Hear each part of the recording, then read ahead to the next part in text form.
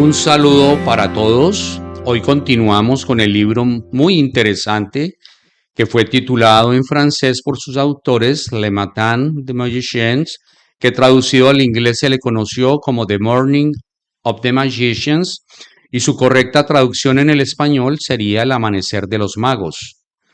Pero finalmente se le tituló en español El Retorno de los Brujos, tal vez para llamar más la atención. Esta es la segunda parte de la síntesis que hacemos de este interesante libro. Quédense hasta el final de este video y quedarán sorprendidos. Bienvenidos a Historia Enigmática, donde nos sumergimos en los relatos intrigantes de la historia. Antes de comenzar, asegúrate de hacer clic en el botón de suscripción para mantenerte al tanto de todos nuestros contenidos. El presente y el futuro no son más que aspectos diferentes, grabados de diferente forma y en diferentes espacios-tiempos, de un registro continuo e invariable de la existencia perpetua. Para los discípulos modernos de Einstein, no existiría en realidad más que un presente eterno. Es lo mismo que decían los antiguos místicos. Si el futuro ya existe, la precognición es un hecho. Toda la aventura del conocimiento avanzado está orientada a una descripción de las leyes de la física, pero también de la biología y de la psicología, en el continuo de 4 dimensiones, es decir, en el presente eterno. Pasado, presente y futuro son. Tal vez es solo la conciencia la que se desplaza. Por primera vez la conciencia es admitida de pleno derecho de las ecuaciones de física teórica. El nuevo mundo de la física desmiente formalmente las filosofías de la desesperación del absurdo.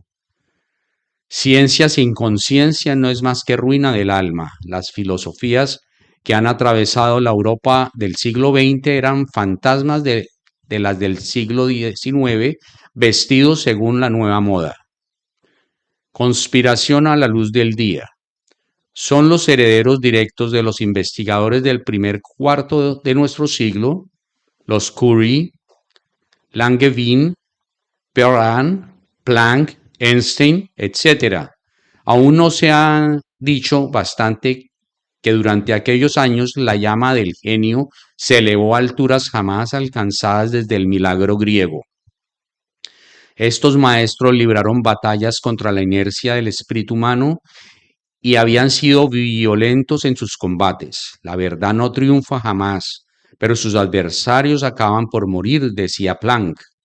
Y Einstein: no creo que la educación tú mismo debes saber tu único modelo, aunque este modelo sea espantoso. Pero no eran conflictos al nivel de la tierra, de la historia, de la acción inmediata. Se sentían responsables únicamente ante la verdad. Sin embargo, la política los alcanzó. El hijo de Planck fue asesinado por la Gestapo. Einstein fue desterrado.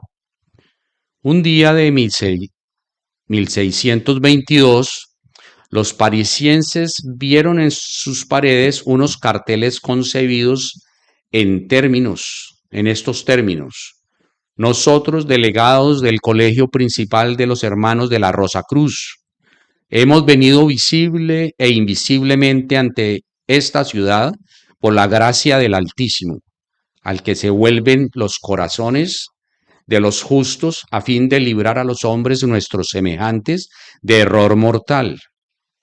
Muchos consideraron que se trataba de una broma, pero como nos recuerda hoy Messier Serge Hutin, se atribuían a los hermanos de la Rosa Cruz la posesión de los siguientes secretos: la transmutación de los metales, la prolongación de la vida, el conocimiento de lo que ocurre en lugares alejados, la aplicación de la ciencia oculta al descubrimiento de los objetos más escondidos.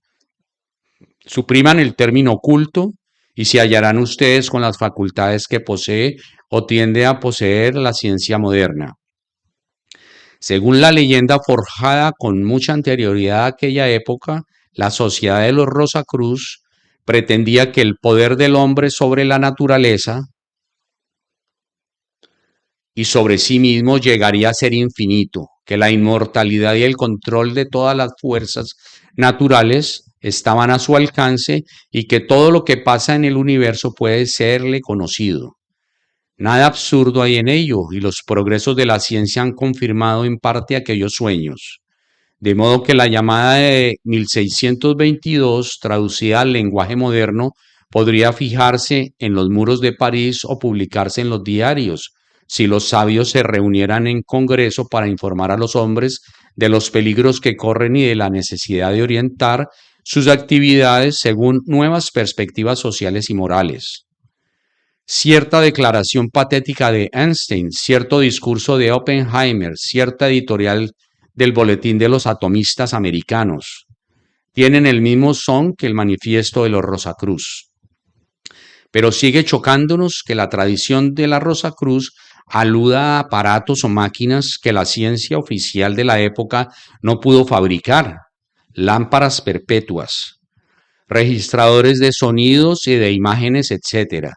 La leyenda describe los aparatos encontrados en la tumba del simbólico Christian Rosenkreuz, que hubiese podido ser en 1958, pero no de 1622, todo lo cual tiende en la doctrina de la Rosacruz al dominio del universo por la ciencia y la técnica y en modo alguno por la iniciación y la mística. La tradición de los 9 desconocidos es otra parte muy importante de este libro que vamos a comenzar y la vamos a explicar paso a paso. Esta tradición de los 9 desconocidos se remonta al emperador Asoka, que reinó en la India a partir del año 273 a.C. Era nieto de Chandragupta, primer unificador de la India. Ambicioso como sus antepasados, cuya labor quiso completar, emprendió la conquista del país de Kalinga, que se extendía desde la actual Calcuta a Madras. Los kalingueses resistieron y perdieron 100.000 hombres en la batalla. La vista de esta multitud sacrificada trastornó a Asoka. Desde entonces le tomó horror a la guerra. Renunció a proseguir la integración de los países insurrectos y declarando que la verdadera conquista consiste en ganar el corazón de los hombres por la ley del deber y la piedad, pues la majestad sagrada desea que todos los seres animados disfruten de seguridad, de la libre disposición de sí mismos, de la paz y de la felicidad. Convertido al budismo, Asoka, con el ejemplo de sus propias virtudes, propagó esta religión por toda la India y por todo su imperio, que se extendía hasta Malasia, Ceilán e Indonesia. Después el budismo conquistó Nepal, el Tíbet y la China y Mongolia. Asoka respetaba empero todas las sectas religiosas. Predicó el vegetarianismo y prescribió el alcohol y los sacrificios de animales. H.G. Wells en su Historia del Mundo abreviada escribe: entre las decenas de millares de hombres de monarcas que se apretujan en las columnas de la historia, el nombre de Asoka brilla casi solo como una estrella. Se dice conocedor de los horrores de la guerra, el emperador Asoka quiso prohibir para siempre a los hombres el mal uso de la inteligencia.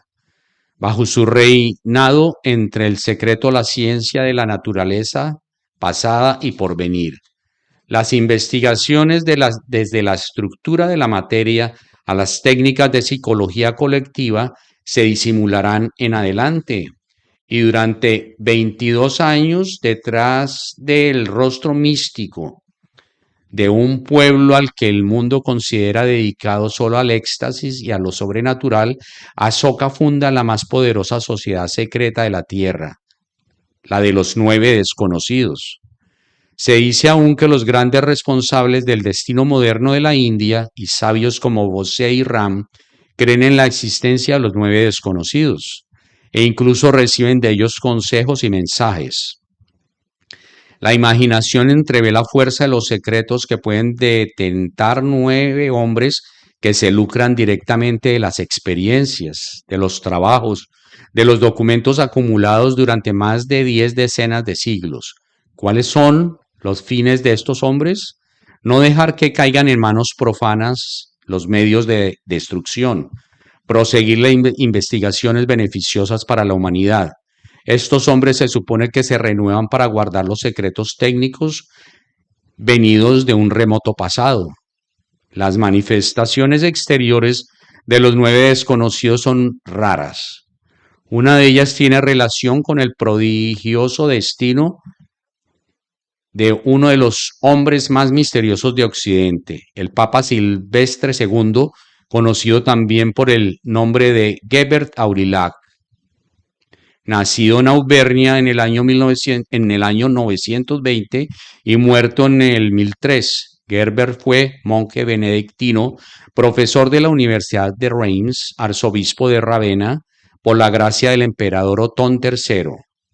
Se dice que estuvo en España y que un misterioso viaje lo llevó a la India, de donde sacó diversos conocimientos que llenaron de estupefacción a los que le rodeaban. Así fue como poseyó en su palacio una cabeza de bronce que respondía sí o no a las preguntas que le hacían sobre la política y la situación general de la cristiandad.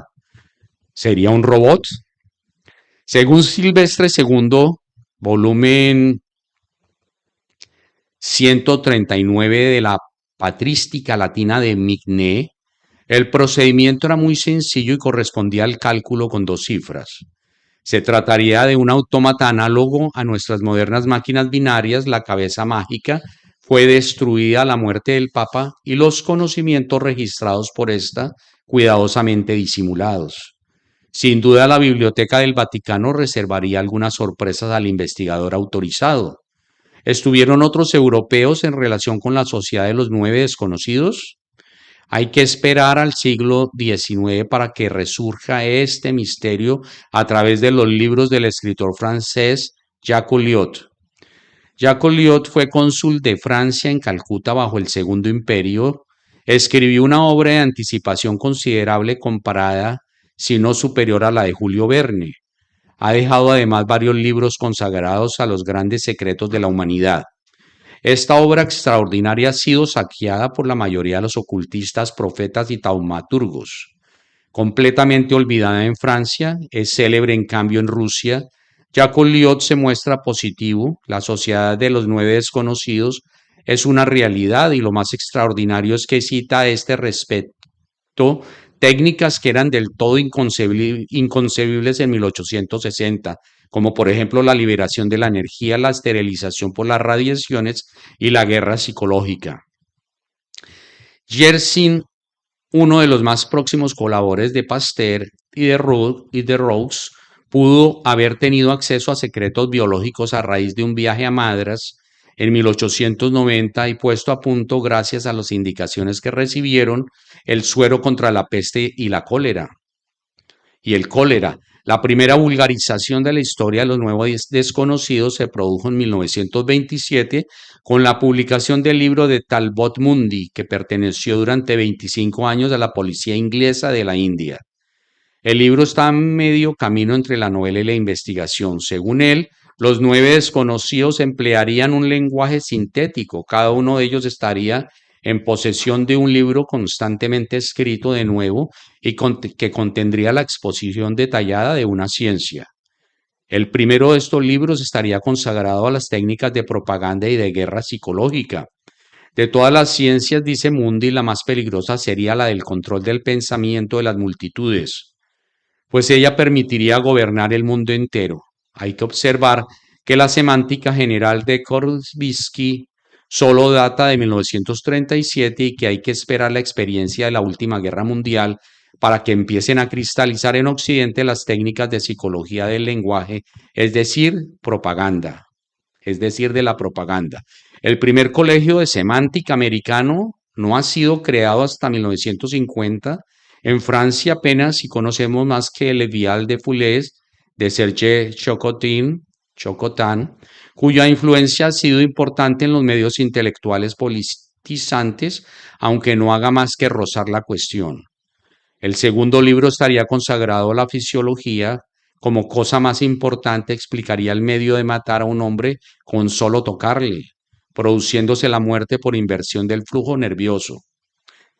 del influjo nervioso. Se dice que el judo pudo nacer de infiltraciones de esta obra. El tercero estudiaría la microbiología y especialmente los coloides de protección. El cuarto trataría de la transmutación de los metales. Según una leyenda, en tiempos de penuria los templos y las organizaciones religiosas de caridad reciben de fuente secreta grandes cantidades de un oro muy fino. El quinto comprendería el estudio de todos los medios de comunicación terrestres y extraterrestres. El sexto contendría los secretos de la gravitación. El séptimo sería la más vasta cosmogonía concebida por nuestra humanidad. Y el octavo trataría de la luz. El noveno estaría consagrado a la sociología, formularía las reglas de la evolución de las sociedades y permitiría prever su caída. Con la leyenda de los 9 desconocidos se relaciona el misterio de las aguas del Ganges. Multitudes de peregrinos portadores de las más espantosas y diversas enfermedades se bañan sin ningún peligro para los que están sanos. Las aguas consagradas lo purifican todo. Se ha querido atribuir esta extraña propiedad del río a la formación de bacteriófagos.